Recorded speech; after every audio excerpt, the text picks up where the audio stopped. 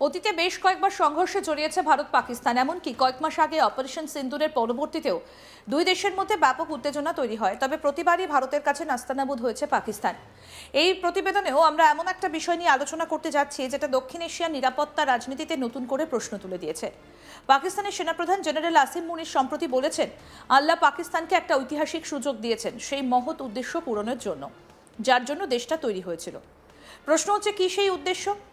এখানে কি পাকিস্তানের অভ্যন্তরীণ উন্নয়নের কথা বলা হয়েছে, নাকি এর আড়ালে লুকিয়ে আছে বৃহত্তর কোনো ধর্মীয় রাজনৈতিক উচ্চাকাঙ্ক্ষা? সেটাই এই প্রতিবেদনে জানার চেষ্টা করা হবে।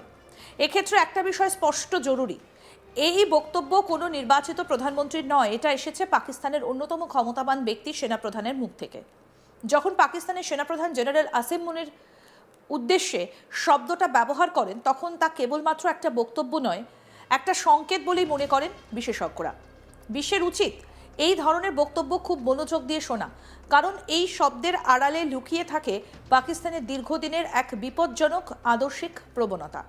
একটা সংবাদ মাধ্যমকে দেওয়া এক সাক্ষাৎকারে আসিম মুনির বলেছেন, পাকিস্তান দ্রুত এগিয়ে চলেছে সেই মহৎ উদ্দেশ্যের দিকে যার জন্য নাকি এই দেশটা সৃষ্টি হয়েছিল। বক্তব্যটা ছিল স্পষ্টতই ধর্মীয় ভাষায় মোড়া। এখানে উন্নয়ন, গণতন্ত্র বা আঞ্চলিক শান্তির কোনো উল্লেখ নেই। আছে কেবল আদর্শ, পরিচয় এবং উচ্চাকাঙ্ক্ষা। এই বক্তব্য এসেছে পাকিস্তানের অন্যতম ক্ষমতাবান ব্যক্তির কাছ থেকে। উল্লেখ্য, পাকিস্তানের প্রকৃত ক্ষমতার কেন্দ্র সেনাবাহিনী, আর সেই বাহিনীর প্রধান যখন এমন কথা বলেন, তখন তার নিছক বক্তব্য থাকে না, এটা একটা রাজনৈতিক বার্তা, একটা কৌশলগত অবস্থান। আসিম মুনিরের কথাগুলো পাকিস্তানের পুরনো এক কৌশলকেই নতুন করে সামনে এনেছে। ওই সংবাদ মাধ্যমকে আসিম মুনির বলেছেন, আল্লাহ তাআলা পাকিস্তানকে একটা ঐতিহাসিক সুযোগ দিয়েছেন সেই মহৎ উদ্দেশ্য পূরণের জন্য, যার জন্য দেশটা সৃষ্টি হয়েছিল। পাকিস্তান দ্রুত সেই গন্তব্যের দিকে এগোচ্ছে। তিনি আরও বলেন, পাকিস্তান ইসলামের নামে সৃষ্টি হয়েছে এবং এটি ইসলামী দেশগুলোর মধ্যে একটি বিশেষ মর্যাদা এবং গুরুত্ব উপভোগ করে। তিনি দাবি করেন, জিহাদিদের কিভাবে মোকাবিলা করতে হয় তা পাকিস্তান জানে এবং তা কার্যকর করছে। পাশাপাশি বলেন, বিশ্বে দেশের অবস্থান এবং অর্থনৈতিক শক্তি নাকি উল্লেখযোগ্যভাবে বেড়েছে, কিন্তু এই দাবিগুলোর সঙ্গে বাস্তবে যথেষ্ট অমিল। পাকিস্তান আজও অর্থনৈতিকভাবে দুর্বল, আইএমএফ এবং বিদেশি ঋণের উপর নির্ভরশীল এবং জিহাদি ইস্যুতে আন্তর্জাতিকভাবে সন্দেহের চোখে রয়েছে। কিন্তু তারপরও মুনির এই কথা বলেছেন, পাকিস্তানের রাষ্ট্রচিন্তা বহুদিন ধরেই পরোক্ষে সেনা শাসকদের হাতে রয়েছে। ইসলামের দেশ ধারণাটিকে তারা রূপ দিয়েছে এবং এক ধরনের ধর্মীয় ব্যতিক্রমবাদে। আসিম মুনিরের ইসলাম উল্লেখ আবেগের বহিঃপ্রকাশ নয়, এটা একটা সুপরিকল্পিত রাজনৈতিক অস্ত্র। এই অস্ত্র ব্যবহারের ইতিহাস দীর্ঘ। যখনই পাকিস্তানের অর্থনীতি ভেঙে পড়েছে, যখনই গণতান্ত্রিক প্রতিষ্ঠান দুর্বল হয়েছে, তখনই সেনাবাহিনী ইসলামকে সামনে এনে নিজেদের বৈধতা পুনর্নির্মাণ করেছে। এই ধারণার মূল বক্তব্য হলো, পাকিস্তান শুধু একটা দেশ নয়, এটা একটা আদর্শ। এর দায়িত্ব শুধু নিজের জনগণের প্রতি নয়, বরং গোটা মুসলিম বিশ্বের প্রতি। এই চিন্তাধারা পাকিস্তানের সেনা নেতৃত্বকে জবাবদিহির ঊর্ধ্বে তুলে ধরে। দুর্নীতি, ব্যর্থ শাসন, মানবাধিকার লঙ্ঘন সবকিছুই ঢেকে যায় মহৎ উদ্দেশ্যের আড়ালে। পাকিস্তান প্রায়ই নিজেদের তুলে ধরে বিশ্বের একমাত্র পারমাণবিক শক্তিধর মুসলিম রাষ্ট্র হিসেবে। এই বাস্তবতাকে তাদের জেনারেলরা কেবল সামরিক শক্তি হিসেবে নয়, ধর্মীয় বৈধতার প্রতীক হিসেবেও ব্যবহার করেন। আসিম মুনিরের বক্তব্য এই মানসিকতাকেই আরও জোরালো করে।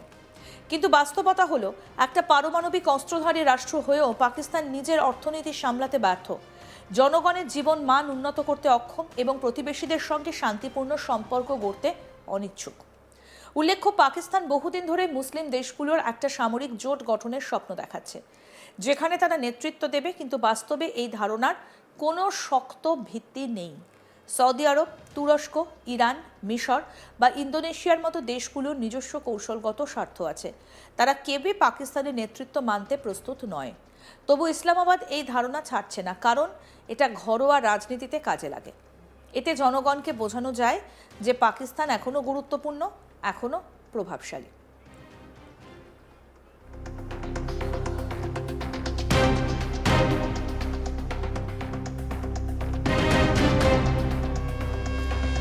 বিশেষজ্ঞদের অনেকেই মনে করেন, পাকিস্তানের অর্থনৈতিক মডেল কার্যত সামরিকরণ হয়ে গেছে।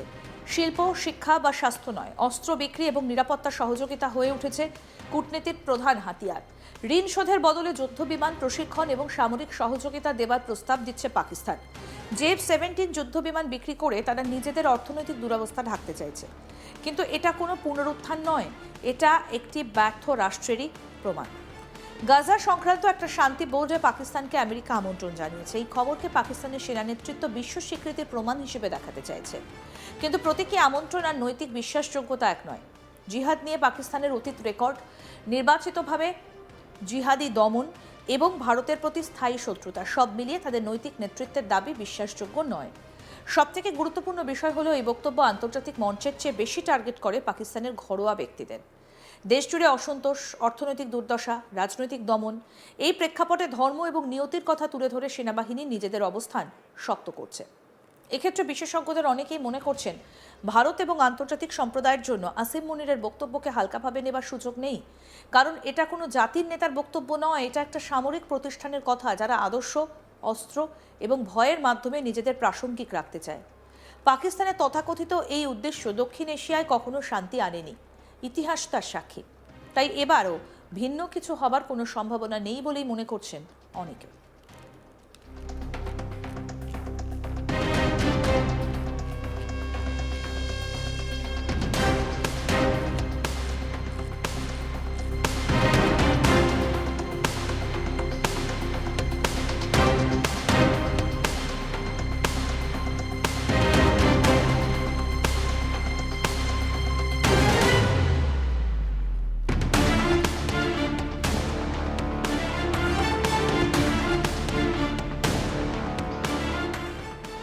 অতীতে বেশ কয়েকবার সংঘর্ষে জড়িয়েছে ভারত পাকিস্তান, এমনকি কয়েক মাস আগেও অপারেশন সিন্দুরের পরবর্তীতেও দুই দেশের মধ্যে ব্যাপক উত্তেজনা তৈরি হয়।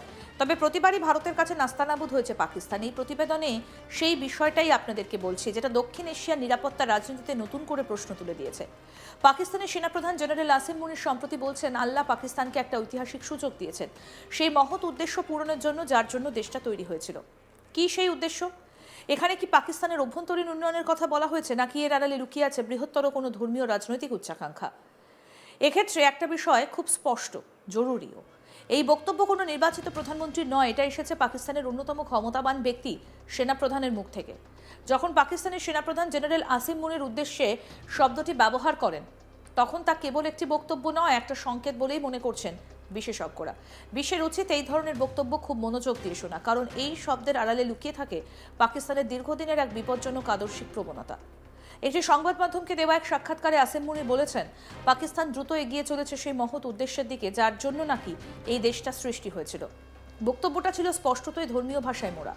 এখানে উন্নয়ন, গণতন্ত্র বা আঞ্চলিক শান্তির কোনো উল্লেখ নেই, আছে কেবল আদর্শ, পরিচয় এবং উচ্চাকাঙ্ক্ষা। আরও আপডেট পেতে দেখতে থাকুন আজ তাক বাংলা। সাবস্ক্রাইব করুন, নোটিফিকেশন পেতে বেল বাটন অপশন প্রেস করুন।